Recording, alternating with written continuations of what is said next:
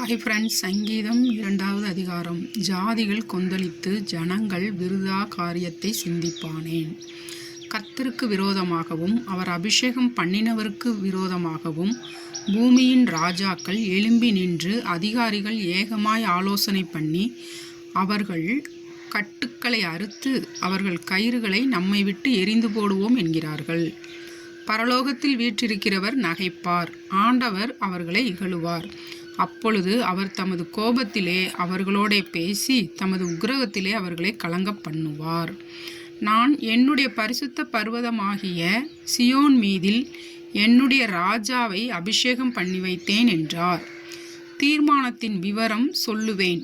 கர்த்தர் என்னை நோக்கி, நீர் என்னுடைய குமாரன், இன்று நான் உன்னை ஜனிப்பித்தேன், என்னை கேளும். அப்பொழுது ஜாதிகளை உமக்கு சுதந்திரமாகவும் பூமியின் எல்லைகளை உமக்கு சொந்தமாகவும் கொடுப்பேன்.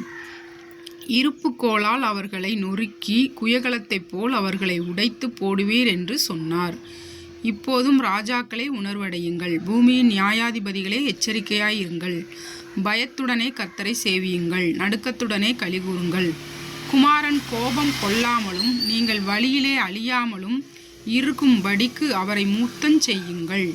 கொஞ்ச காலத்திலே அவருடைய கோபம் பற்றி எரியும். அவரை அண்டிக் கொள்ளுகிற யாவரும் பாக்கியவான்கள்.